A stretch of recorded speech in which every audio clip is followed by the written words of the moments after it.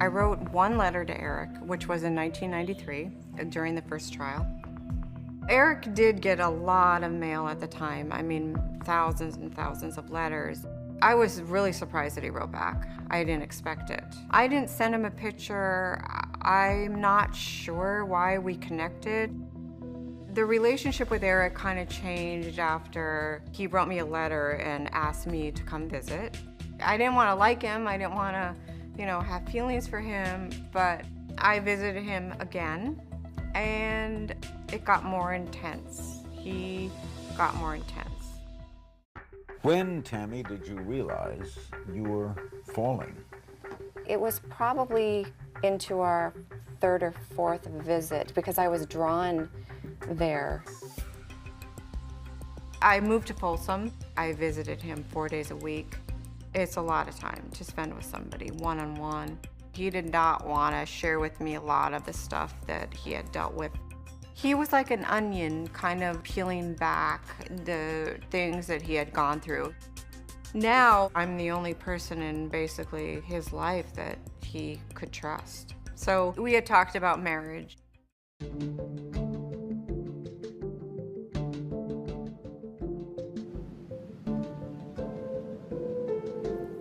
I got married at Folsom to Erik in a visiting room. Erik was very nervous, and he was pacing back and forth. And Erik's Aunt Joan, his mother's sister, was there. Cousin Andy, a mama, who is Erik's dad's mother. Usually you do a cake. We improvise by getting a Twinkie out of the vending machine. When I walked out of the prison with Andy, there was media out there that started snapping pictures. That was my first encounter with the media. But the problem, which has to be on anyone's mind, is you can't have physical contact, right? There's no conjugal visits for Erik, so. What then, Tammy, do you get out of this? He's always there for me emotionally, and I didn't have that with my first marriage. The reason why I decided to marry him was I had no rights as just being somebody that knew him.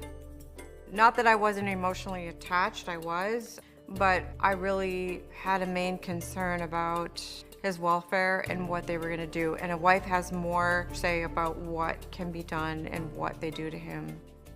I was in love with him. I still am in love with Erik. I know he's got issues, and I know that he's been damaged from what his parents had done to him. But in his heart and soul, I know he's a good person. And I think that for the rest of my life, I will be, his best friend. There was a tremendous amount of suffering that goes through when you go through those prison doors and you now live in that world. You're going to suffer.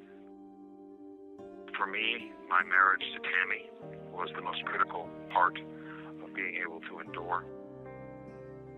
My love for Tammy is eternal, and the incredible sacrifices that she has made to be with me, that she has allowed me to be in the life of her young daughter.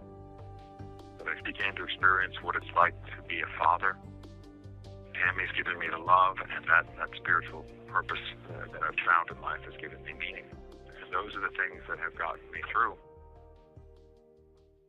We're back with Erik Menendez and Tammy Menendez. They are married. They are happily married.